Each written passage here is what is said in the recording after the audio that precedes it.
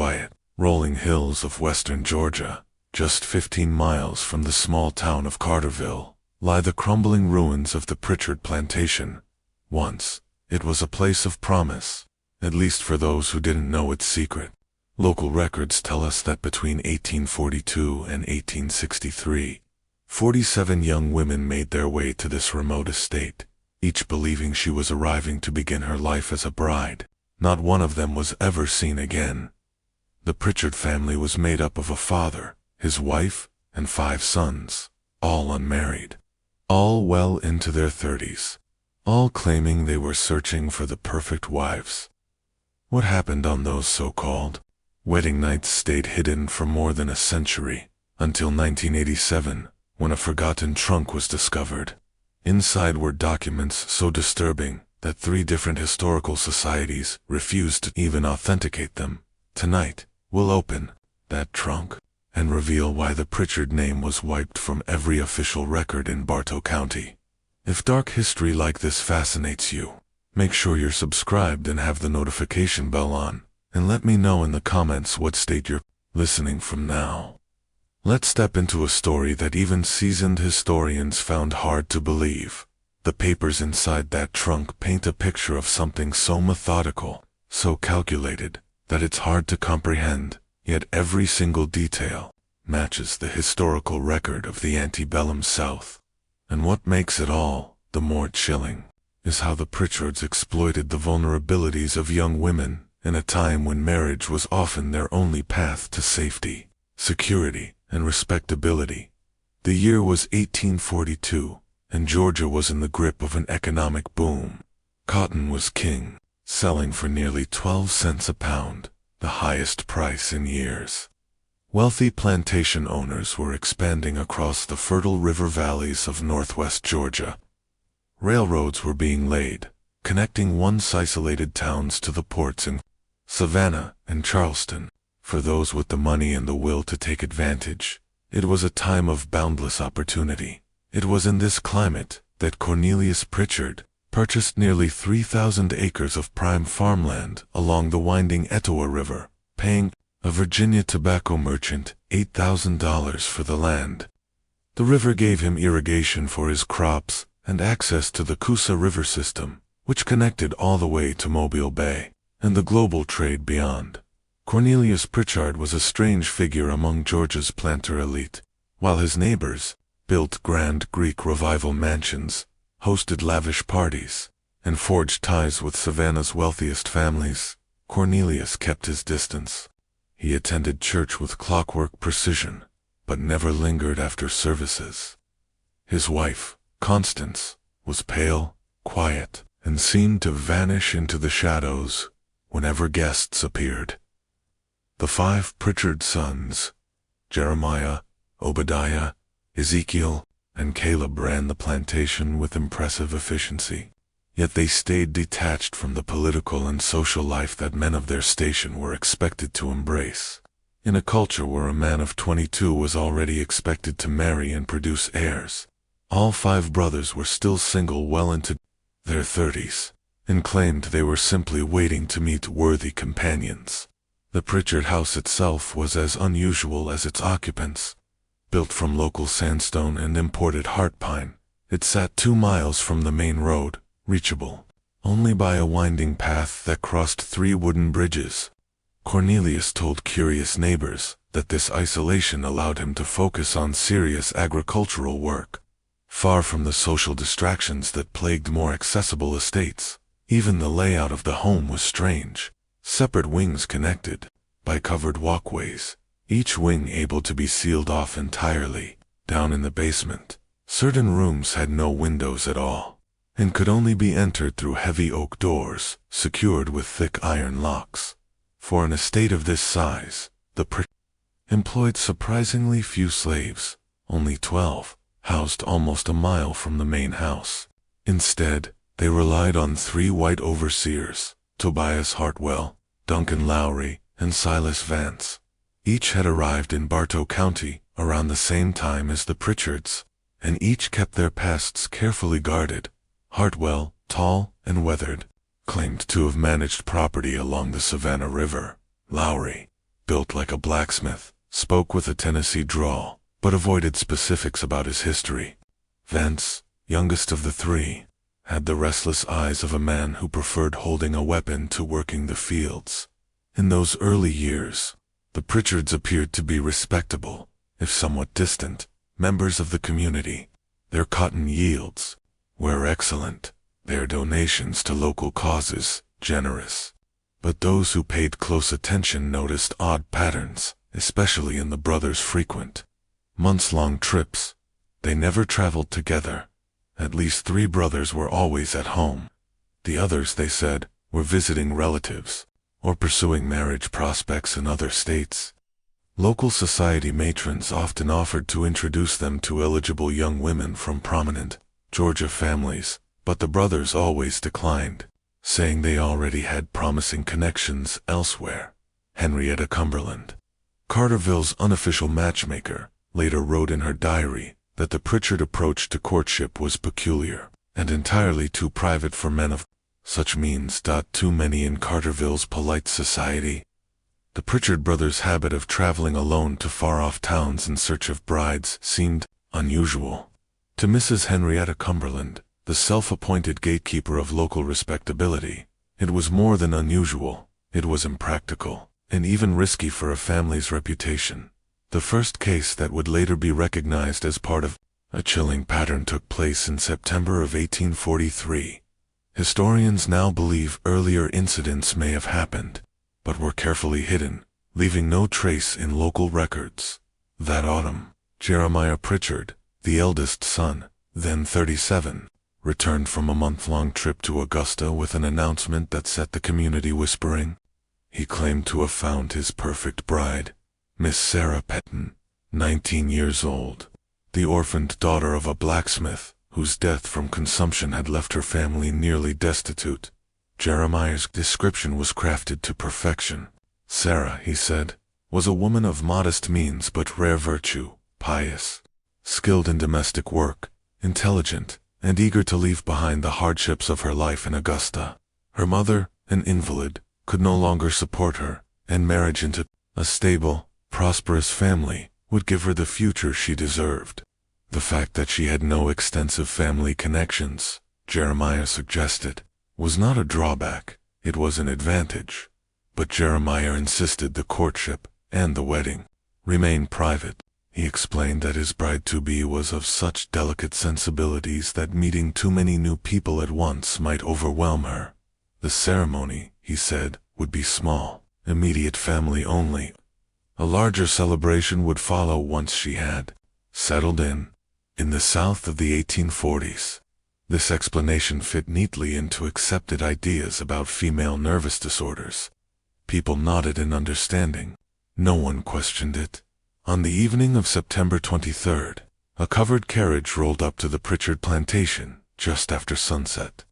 The timing, Jeremiah explained, was to avoid the heat and dust of daytime travel conditions that might harm a fragile constitution.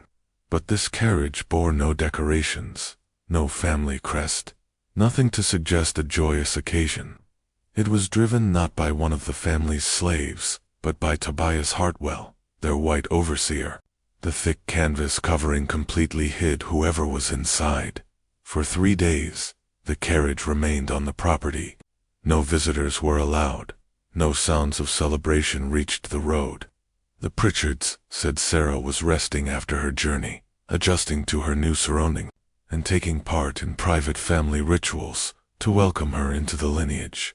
Yet one neighbor, Mrs. Ella Lenina Fairchild, whose land overlooked part of the Pritchard property, noticed strange movements those nights.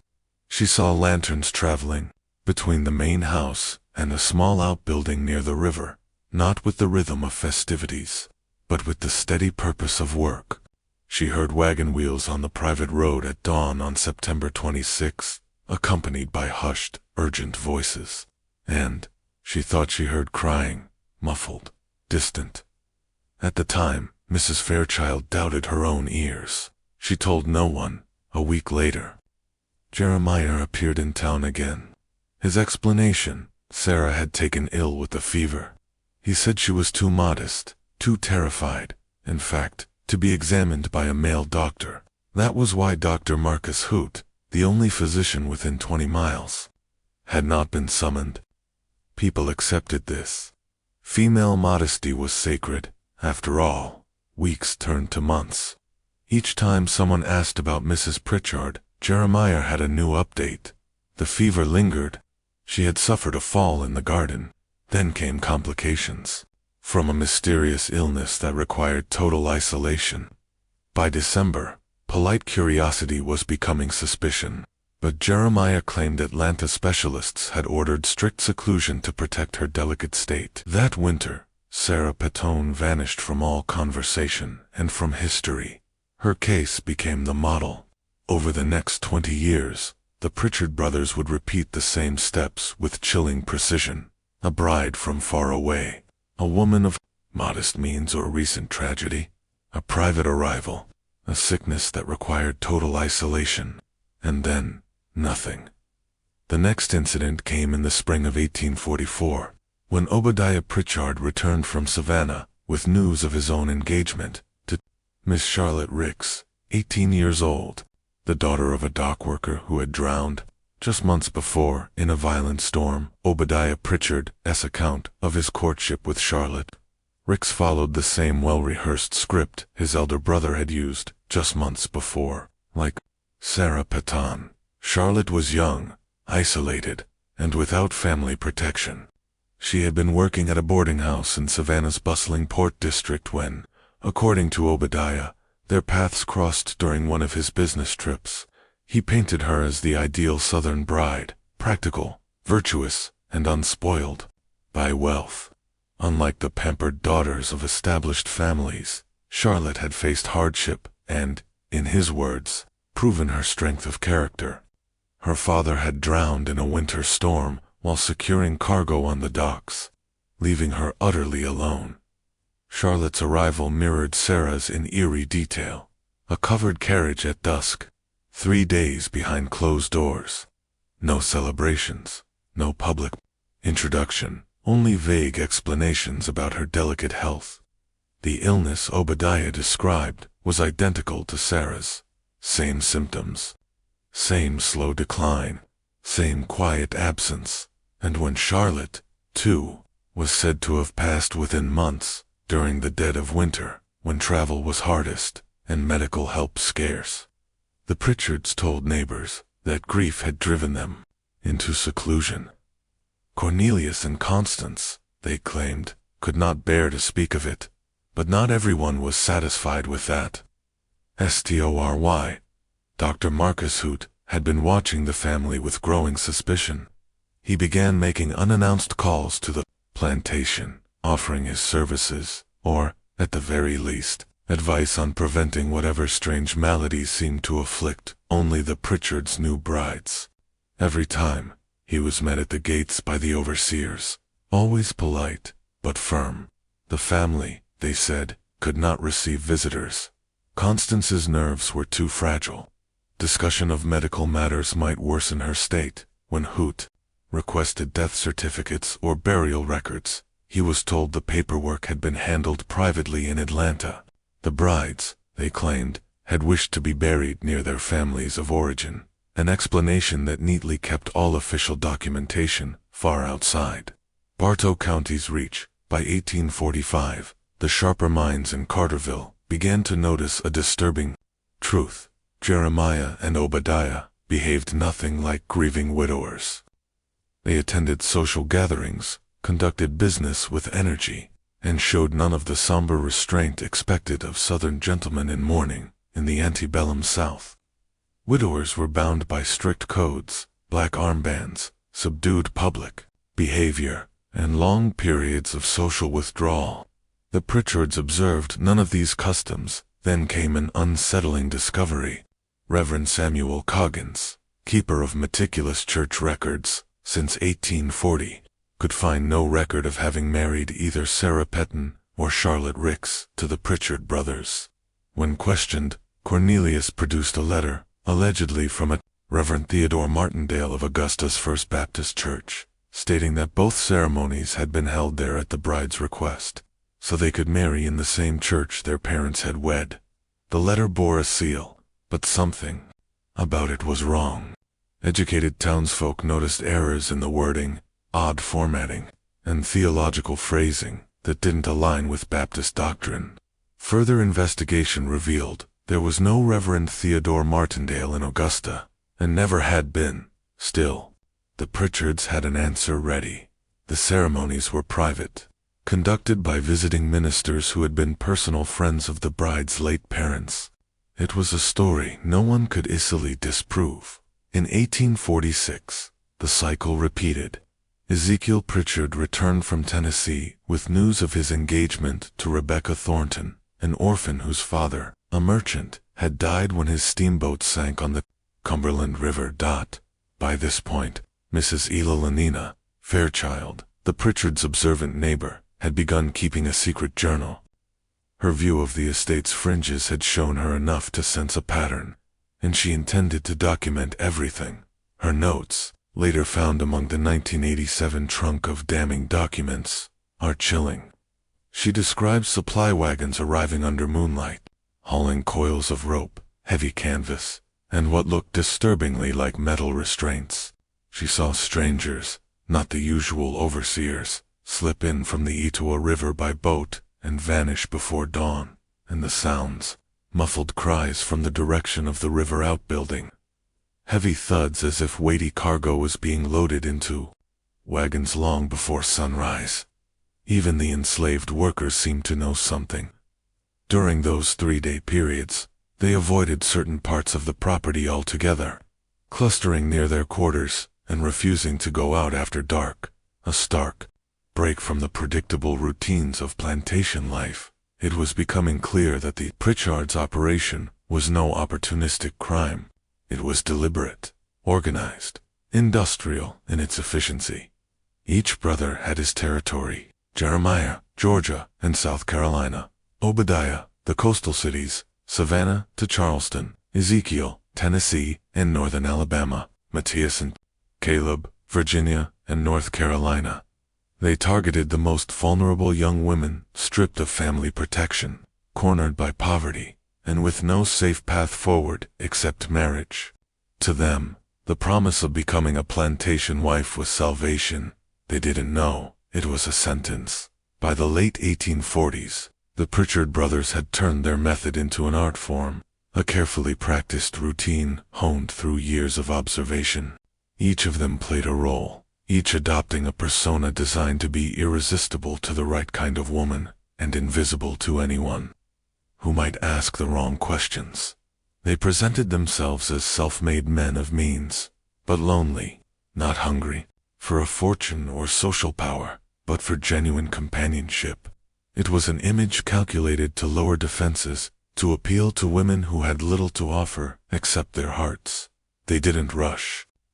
They lingered in target towns for weeks at a time, setting up shop as if they had legitimate business interests: a tobacco shipment, a cotton deal, a land purchase. The cover stories explained their presence, gave them reasons to mingle, to meet people again and again, until faces became familiar and trust began to take root. They attended church services, joined community events, built a network of merchants, clergy, and officials who could vouch for their good character, and they chose their prey with precision. No society daughters with powerful families to ask questions. No women whose names would echo in the parlors of Savannah or Charleston. Instead, orphans, fatherless daughters of small tradesmen. Young women already cut adrift by financial ruin or scandal.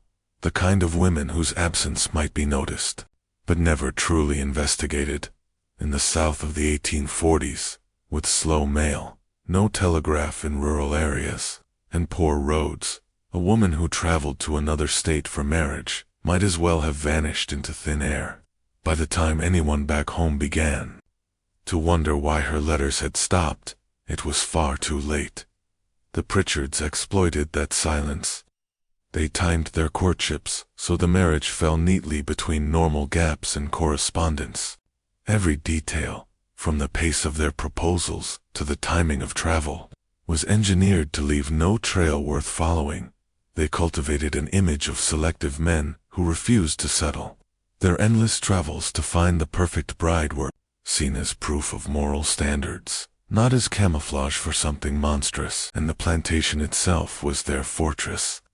2 miles from the road, screened by fields and forest, with slave quarters and outbuildings positioned to hide movement and noise from outsiders. Whatever happened inside the main grounds, no casual passerby would hear it. The overseers, Hartwell, Lowry, and Vance, were more than managers. They were co-conspirators, each with skills that made the machine run. Lowry, as later records revealed, had worked the docks for shipping firms that specialized in discreet cargo bound for the Caribbean. He knew routes, ports, and how to move goods or people without a trace. Vance had been a wagon driver running long hauls from Georgia to Tennessee and Virginia, building a network of tavern owners, ferrymen, and road agents who could move someone quickly and quietly. Hartwell was a riverman. He knew every bend, every current, every hidden anchorage between the Etowah and the Alabama waterways. His timing for river transfers was flawless, so flawless that no one ever stumbled across their work. By 1848, the pattern had claimed another victim, Matthias Pritchard's bride, Elizabeth Harper of Lynchburg, Virginia.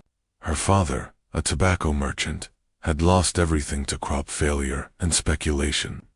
Unwanted by the relatives who took her in, Elizabeth was perfect for them. Young, adrift, and desperate for a safe place to land, Matthias played his role for months, writing letters, speaking of a secure life in Georgia. When she arrived, the stage was set. Mrs. Fairchild's quiet watchfulness caught the changes immediately. In the weeks before Elizabeth's arrival, she saw signs of preparation, wagons slipping in after dark, carrying lumber, metal fittings, and what looked like chains, always unloaded directly into the river. Outbuilding. Then came the most telling sign, excavation. Beneath that outbuilding, hidden by heavy stonework, an entrance had been made, a concealed door to what appeared to be a newly built underground chamber. During the 3 nights after Elizabeth arrived, Mrs. Fairchild reported hearing voices, not just one, but several, muffled, coming from below ground, and movement, the kind you feel in your bones. When more than one person is shifting in a confined space, it was no longer just about a single missing bride. There were others down there, and then came the testimony that would, years later, chill Union investigators during the Civil War. James Mullins, a slave from a neighboring plantation, escaped north in 1849. When Union forces debriefed him, he told them what he'd seen. From time to time, the Pritchards hired him for extra labor. That work had taken him to parts of their land where no outsider was usually allowed. What he witnessed there would reveal just how deep and how organized the Pritchard family's nightmare truly ran. According to the testimony of James Mullins, testimony locked away by the U.S. government, until 1963, what lay beneath that riverside outbuilding was no storage cellar. It was a dungeon, stone-lined walls to deaden sound, drainage channels cut into the floor to wash away what no one was meant to see. Heavy iron restraints anchored in place, not for hours, but for days. Mullins told investigators he saw women, always young, always pale and unsteady, being moved under guard from the main house to this underground chamber. The overseers carried weapons. Their eyes scanned every shadow, their hands ready to strike. The women moved slowly, as though their bodies no longer obeyed them. Mullins realized why. They were drugged. A chemical haze dulled their senses, kept their voices low, their steps uncertain, and the boats, always at night. Silent vessels gliding to the private dock, crewed by men speaking in languages Mullins couldn't place. Below deck, hidden compartments waited, fitted with vents for air, bolts for restraints. Everything designed to keep human cargo alive and unseen. Mullins overheard Cornelius speaking with visitors who came not for cotton, but for people. Transactions discussed as if they were livestock sales, numbers, ages, conditions, delivery schedules, the names of ports, New Orleans, Charleston, places far beyond U.S. shores. It was the first undeniable proof.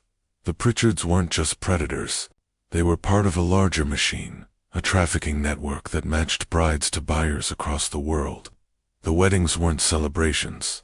They were tools, rituals to lull the victims into trust long enough for the drugs to take hold. 3 days after each ceremony, the preparation phase ended. Laudanum doses climbed until the women were docile, compliant. Then came the transfer, a quiet trip to the river, and from there to a market no one in Bartow County would ever see, and anyone who tried to pry too deeply silenced Dr. Hoots. Instincts had been right, but every path he tried was blocked by intimidation, by bribes, by a web of influence that stretched well beyond Georgia. One sheriff backed down after his own son was suddenly arrested for horse theft.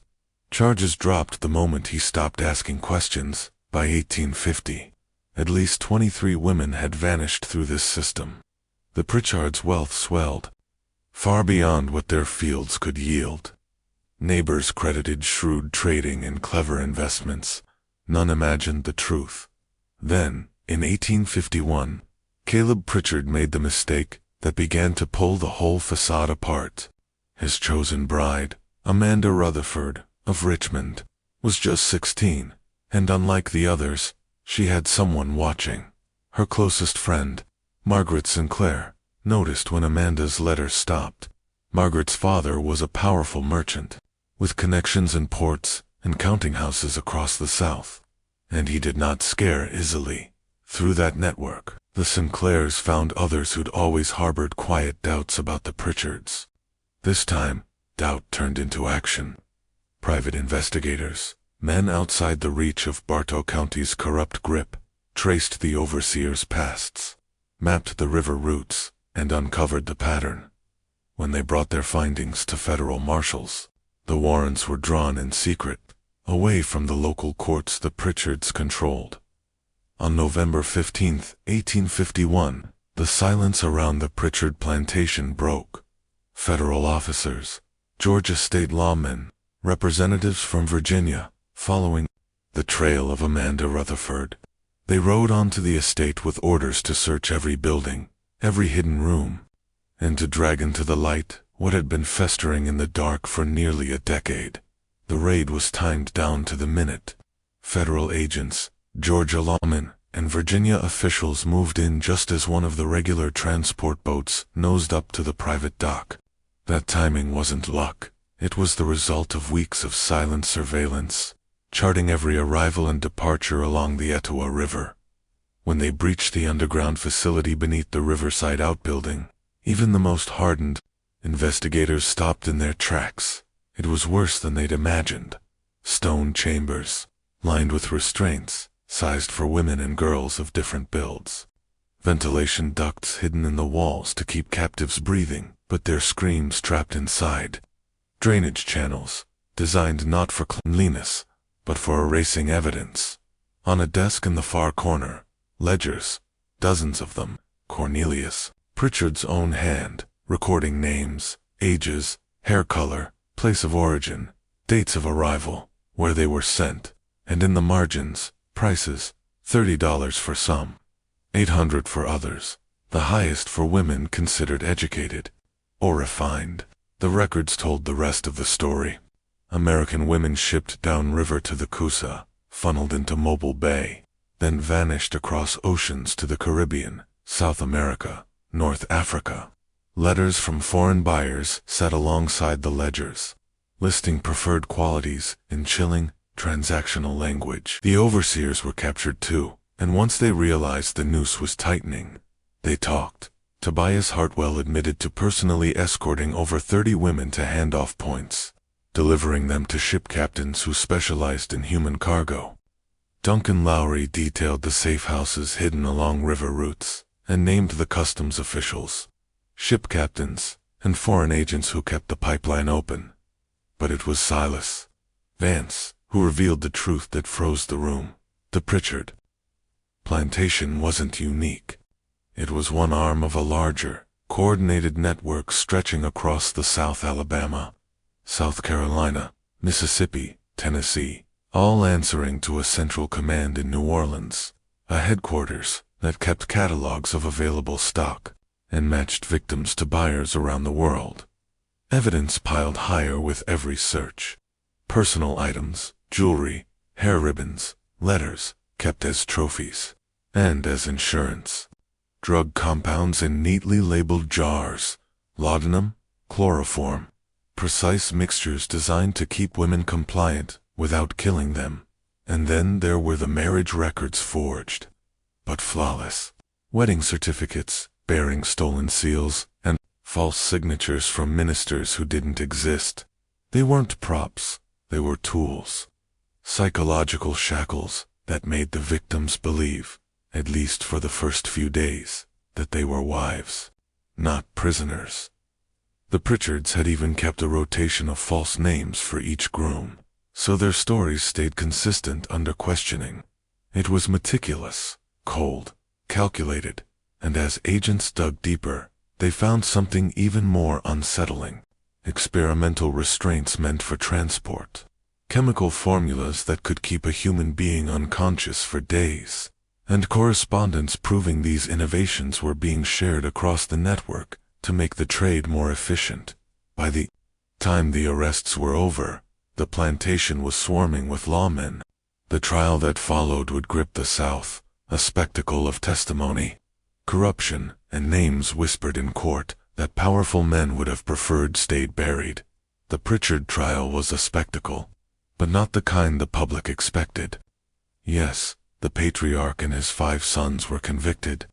Yes, the charges included kidnapping, trafficking, conspiracy, and running a criminal enterprise. But the wording was careful, too careful. The prosecutors focused on what could be proven locally, avoiding any mention of the network's international reach. Even after their arrest, the Pritchards still had influence. 3 sons served less than 10 years. Cornelius and 2 others got 15. The overseers, without money or powerful friends, took the hardest fall, 20 to 25 years. All 3 died in prison under mysterious circumstances before they could talk. The fate of the women, 47 documented, possibly over 100 in truth, was far worse. Most had been sold into regions where slavery was still legal, scattered across the Caribbean, South America, and North Africa. New names, false papers, some never found, others dead before the war ended. Only a handful were brought home, and what they revealed was almost too brutal to believe. The plantation was seized, sold off. The state promised victim compensation, but the money vanished into accounting errors. When Union troops came through during Sherman's march, they burned the main house and sealed the underground facility with explosives. The land has stood empty ever since. Mrs. Eleanor Fairchild's notes, the ones she'd been too afraid to share for years, became the backbone of the case.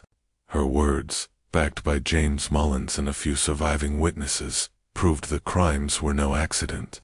They were a system, deliberate, methodical, and protected by corruption that reached far beyond Bartow County. Some laws did change because of the case.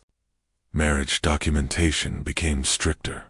Transport routes faced more oversight. But the deeper network, it was never fully uncovered. The Civil War scattered records and participants alike.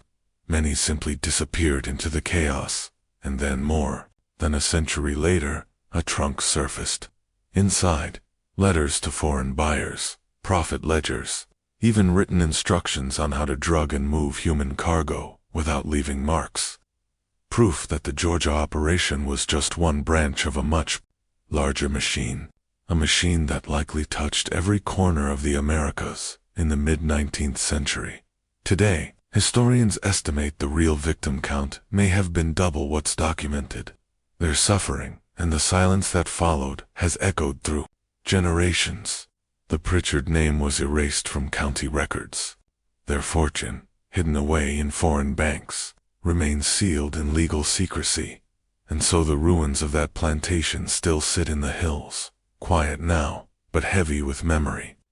A reminder that the greatest horrors aren't always born from superstition or legend, but from men in fine clothes, standing in the light, smiling, shaking your hand while hiding a darkness you can't yet imagine. The Pritchard case shows us how predators thrive when institutions fail, and how entire systems can be bent to serve greed at the cost of human life. It warns us that even in times of prosperity, there are places where the desperate and the vulnerable can vanish without a trace. Do you think the full truth ever came out? Or did other plantations hide their own secrets, buried just as deep? Let me know in the comments, and if you want more stories like this, subscribe, turn on notifications, and share this tale with someone who loves uncovering the darkest corners of our past.